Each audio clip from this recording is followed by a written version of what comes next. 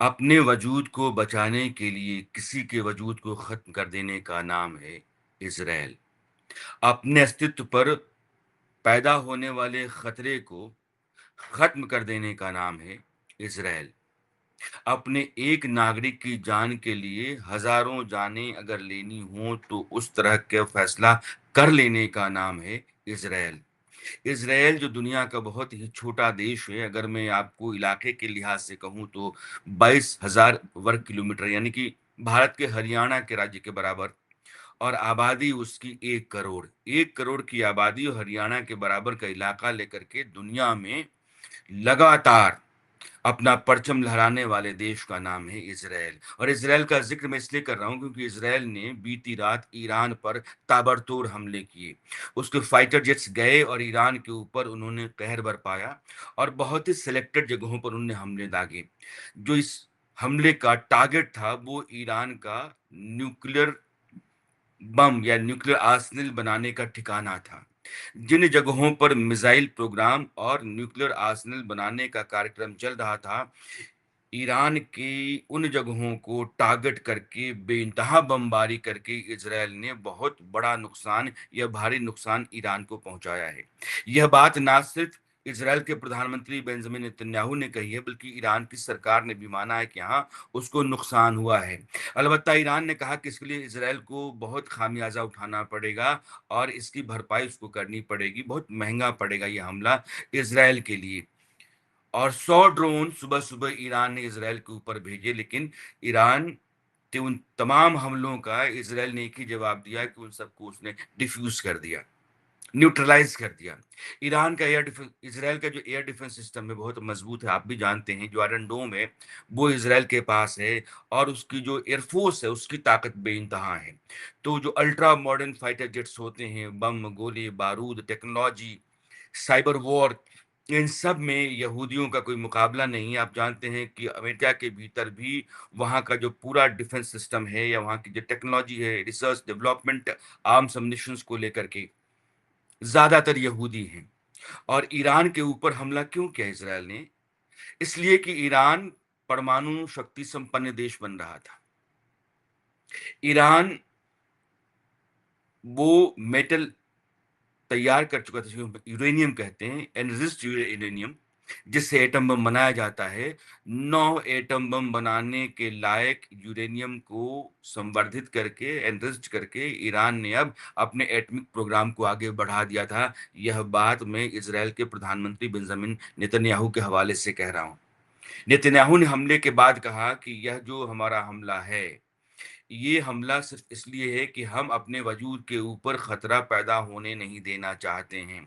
दूसरे विश्व युद्ध के दौरान यहूदियों का बड़ा नरसंहार हुआ और नाजियों ने यहूदियों को ढूंढ-ढूंढ करके मारा और गैस चैम्बर बहुत बड़ा एक मानवीय उत्पीड़न की घटना मानी जाती है और वो यहूदियों के ऊपर बरपा था। अब दुनिया के किसी भी हिस्से में कहीं भी यहूदियों के ऊपर, इज़राइल के वजूद के ऊपर कोई भी खतरा पैदा होगा तो हम होने नहीं देंगे। और ईरान अगर परमाणु बम बनाता है तो उसका पहला निशाना इज़राइल होगा। और परमाणु बम इज़राइल के ऊपर गिरता है, इसका मतलब कि इज़राइल का वजूद खत्म हो जाएगा। और वजूद के खत्म होने वाला खतरा अगर दुनिया में कहीं भी पैदा होता है तो हम उसको छोड़ेंगे नहीं। इसलिए हमने ईरान के भीतर हमला किया है और उन तमाम ठिकानों को नष्ट कर दिया है जहां या तो उसके मिसाइल प्रोग्राम चल रहे थे, क्योंकि ईरान बतौर नेतन्याहू 10,000 मिसाइलें अगले कुछ वर्षों में तैयार करने के मंसूबे के साथ काम कर रहा था। और एटम बम वो बना रहा था, बहुत जल्द ही एटम बम ईरान बना लेता। तो ईरान के पास एटम बम हो जाए, उसके बाद उसके पास मिसाइलें हो जाएं जो एटॉमिक वॉरहेड कैरी करके जाकर कहीं भी हमला कर दें, तो ये पहला खतरा जो है वो इज़राइल के वजूद पर हो, यहूदियों के वजूद पर होगा। और ऐसा हम कभी होने ही नहीं देंगे। ये जो साहस है, ये हौसला है, ये ताकत है, इज़राइल के भीतर इसलिए है कि वो डू और डाई के स्टेट में है।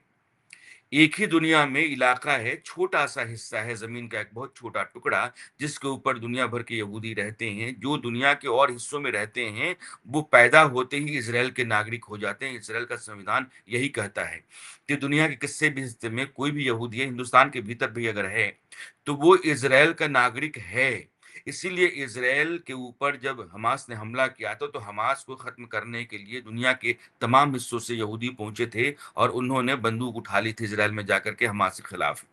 अब ईरान है, ईरान बहुत बड़ा खतरा है, क्यों है?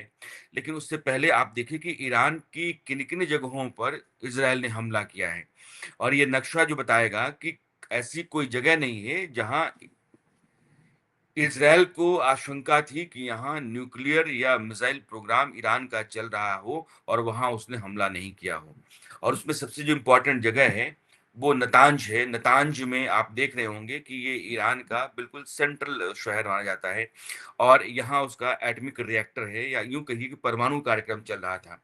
और यहीं जो एनरिस्ट यूरेनियम था, जिसके ज़रिए एटम बम बनाने की तैयारी ईरान कर रहा था, मोटे तौर पर जो मेन सेंटर है वो नतांज ही है। और आप इस्फ़हान देखते होंगे, नीचे भी है, वो भी बहुत इम्पोर्टेंट शहर है। इस्फ़हान दरअसल हुसैन सलामी जो इस्लामिक रिवॉल्यूशनरी गार्ड कॉर्प्स के हेड थे, वो भी मारे गए हैं। उनका शहर इस्फ़हान, वहीं वो पैदा हुए थे। तबरीज़ जो नॉर्थ का शहर देखते हैं और करमानशाह, तो तबरीज़, करमानशाह, तेहरान राजधानी है, तेहरान राजधानी के ऊपर हमला किया। इराक के ऊपर नतांज और इस्फ़हान। ईरान के जितने भी इम्पोर्टेंट शहर हैं, जहाँ-जहाँ मिसाइल डेवलपमेंट प्रोग्राम और एटॉमिक वॉरहेड को डेवलप करने के लिए, यानी कि परमाणु कार्यक्रम ईरान का चल रहा था और वो ये सपना बुने बैठा था कि बहुत जल्द ही वो दुनिया का एक एटॉमिक ताकत बन जाएगा, उसको एक तरीके से खत्म कर दिया है इज़राइल के इस हमले ने। ईरान के सपने पर पानी फेर दिया और ये हमला इज़राइल बार-बार कह रहा था कि अगर ईरान किसी भी तरीके से एटमी ताकत बनने की कोशिश करता है, तो हम बनने नहीं देंगे और अमेरिका के साथ वो लगातार संपर्क में था कि या तो आप बात कर लीजिए और ईरान के इस एटॉमिक डेवलपमेंट प्रोग्राम को रोक दीजिए या फिर हमको हमला करना पड़ेगा। इसीलिए मुझे लगता है कि जब ईरान ने अमेरिका की बात नहीं सुनी और अमेरिका ईरान के बीच में आप जानते हैं कि 36 का आंकड़ा है, तो ज़ाहिर है कि किसी और ज़रिए से अमेरिकी सरकार ने, अमेरिकी प्रशासन, ट्रंप एडमिनिस्ट्रेशन है, उसने कोशिश की होगी ईरान को समझाने-मनाने की कि आप अपने इस अ, परमाणु कार्यक्रम को रोक दीजिए, लेकिन ईरान नहीं माना होगा। उसके बाद इज़राइल ने हमला किया और ट्रंप एडमिनिस्ट्रेशन ने कहा है कि हाँ, हमें इस बात की जानकारी थी कि इज़राइल ईरान के ऊपर तमाम उनके जो न्यूक्लियर और मिसाइल डेवलपमेंट प्रोग्राम के सेंटर्स हैं, वहाँ हमला कर रहा है और कई लोगों को इसमें निपटाया भी गया है। ये बात भी ट्रंप कह रहे हैं। ट्रंप ने ये भी कहा कि बहुत संभव है कि हम अगली दफ़ा टेबल पर आ जाएँ, बातचीत करने लगें, यानी कि ईरान के ऊपर इतना खतरा पैदा हो जाए, उतना डर जाए कि वो घुटनों के बल बातचीत के लिए सामने आ जाएँ और साथ में उन्होंने ये भी जोड़ा कि इस बार की बातचीत में बहुत सारे नेता नहीं होंगे। कहने का मतलब ये था कि बहुत सारे ऐसे लोग हैं, जो डेलीगेशन का हिस्सा बना करते थे ईरानियन, लेकिन वो अब नहीं बनेंगे क्योंकि इज़राइल के इस हमले में सारे के सारे निपटा दिए गए हैं। जो लोग निपटाए गए हैं, मारे गए हैं, उनमें हुसैन सलामी जिनका ज़िक्र मैंने किया था, जिनका इस्फ़हान शहर है जहाँ पैदा हुए थे। हुसैन सलामी इस्लामिक रिवॉल्यूशनरी गार्ड कॉर्प्स जो ईरान की एक फ़ौज है, ईरान के बाहर भी वो ईरान के हित की खातिर लड़ती है तमाम देशों में। उसके चीफ़ थे हुसैन सलामी, वो मारे गए हैं। उनकी तस्वीर ये दैनिक भास्कर ने छापी है, जो आप स्क्रीन पर भी दाके देख रहे हैं। इसके बाद ईरान के कमांडर इन चीफ, यानी कि आप यूँ मान कर चलिए कि जो इस्लामिक रिवॉल्यूशनरी गार्ड है, उनकी आर्मी है, उनका इंटेलिजेंस है, इन सबों को हेड करने वाले जो मोहम्मद बघेरी हैं, उनको भी मार दिया गया है। मोहम्मद बघेरी के बारे में आप देख रहे हैं कि इनके बारे में जानकारी यहाँ साफ-साफ है कि जन्म कहाँ था पता नहीं है, लेकिन ये जो आर्म्ड फोर्सेस हैं ईरान की, उन फोर्सेस को ये लीड करते रहे हैं और इनके ऊपर ईरान का बहुत दारोमदार था।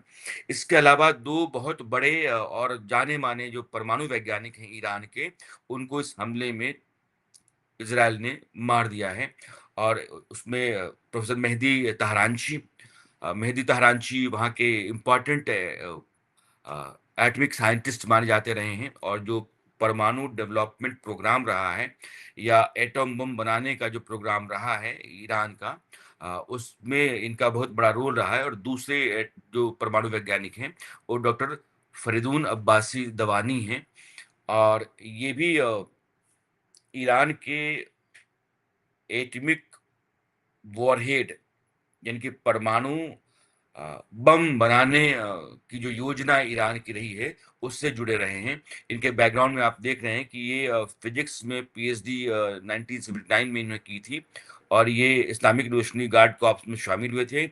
2000 में इज़राइल से जुड़े हत्या के प्रयास में बच गए थे। यानी कि 2010 में भी इज़राइल ने इनको मारने की कोशिश की थी, लेकिन बच गए थे। इस बार जो टारगेट था इज़राइल का, यानी कि इनके सबके ठिकाने भी होंगे कि जो एटॉमिक साइंटिस्ट हैं, वो कहाँ हैं और जो उनकी आर्मी के हेड्स हैं या इस्लामिक रिवॉल्यूशनरी गार्ड कॉर्प्स के हेड हैं, वो कहाँ हैं, तो उनके ठिकानों के ऊपर हमला, एटॉमिक जो जो उनका सेंटर था, वहाँ हमला, जो मिसाइल डेवलपमेंट सेंटर था, वहाँ हमला। तो जो इज़राइल की तरफ से ईरान के ऊपर उसके फाइटर जेट्स निकले, उनके पास अपने-अपने टारगेट्स थे और जो उनका एयर डिफेंस सिस्टम था ईरान का, उसको तोड़ करके, उसको तहस-नहस करके, दत्ता बताते हुए, वो ईरान के ऊपर कहर बन कर के टूटे और अपने टारगेट्स को उन्होंने डिस्ट्रॉय किया, तबाह किया और फिर वो लौट गए। तो ईरान एक बहुत बड़ा देश है। मैं आपको बताऊँ, ईरान का मतलब ये है कि लगभग 16 लाख वर्ग किलोमीटर का देश, यानी कि हिंदुस्तान के आधा, 9 करोड़ की आबादी और 22,000 वर्ग किलोमीटर का देश इज़राइल, 1 करोड़ की आबादी। इसलिए आबादी या भीड़ से आप जंग जीतेंगे ऐसा नहीं है। आप टेक्नोलॉजी से, साइंस से, रिसर्च से, डेवलपमेंट से, आर्म्स से, एम्युनिशन से, अ, आज की तारीख में अ, साइबर वॉर है, सैटेलाइट वॉर है, तो सैटेलाइट वॉर, साइबर वॉर, यानी कि कुछ साइंस टेक्नोलॉजी के एरिया में आप जितना डेवलप्ड हैं, आप उतने ही ताकतवर देश के तौर पर जाने जाएँगे। बहुत बड़ा देश होने के बाद भी अगर टेक्नोलॉजी और डिफेंस के अल्ट्रा मॉडर्न हथियार आपके पास नहीं है, आपके पास फाइटर जेट्स नहीं हैं, तो आपके लिए लड़ाई नहीं है। फिर आप बस देखते रह जाएँगे और दुश्मन छोटा-सा देश होगा, आकर के आपको तबाह करके चला जाएगा। तो इज़राइल वैसा देश जो हिंदुस्तान के साथ ही पैदा हुआ 1947 के आसपास और उस देश ने अपने बूते अपने यहाँ खेती उस रेगिस्तानी रेतीली जमीन के ऊपर लहलहाती खेती पैदा कर दी, समंदर के पानी को पीने लायक पानी में तब्दील कर दिया, इजराइल को दुनिया के विकसित देशों में खड़ा कर दिया, सबसे ताकतवर देशों की जमात में ला करके उसने खड़ा कर दिया। और आज उसका आतंक ये है कि उसके चारों तरफ अरब के जितने भी देश हैं उससे डरते हैं।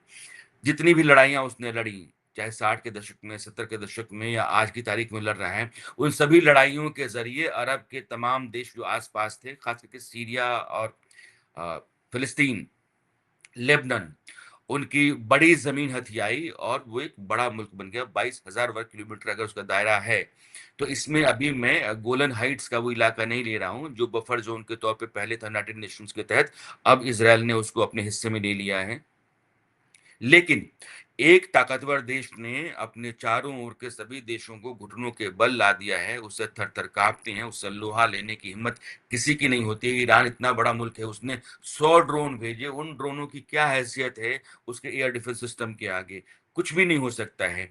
जब ईरान के पिछली बार के हमले में उसकी तमाम मिसाइलें आईं और इक्का-दुक्का मिसाइलें ही गिर पाईं, तो आप समझ ये लीजिए कि ईरान के हमले का जवाब उसका एयर डिफेंस सिस्टम, उसकी एयर फोर्स रखे हुए है और उसके बाद हो सकता है, बहुत संभव है कि कई और हमले ईरान के ऊपर इज़राइल करे और तब तक करे जब तक उसको इस बात का यकीन ना हो जाए कि ईरान के एटॉमिक डेवलपमेंट और मिसाइल डेवलपमेंट प्रोग्राम को उसने पूरे तरीके से, पूरी तरह से तबाह कर दिया है।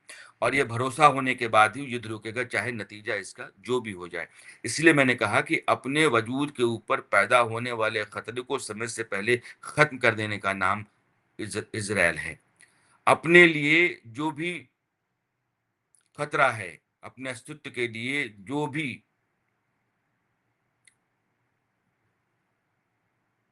डेंजर, खतरा, दुश्मन, उसको सिरे से ही खत्म कर देने के लिए हर मुमकिन कोशिश करने का नाम है इज़राइल।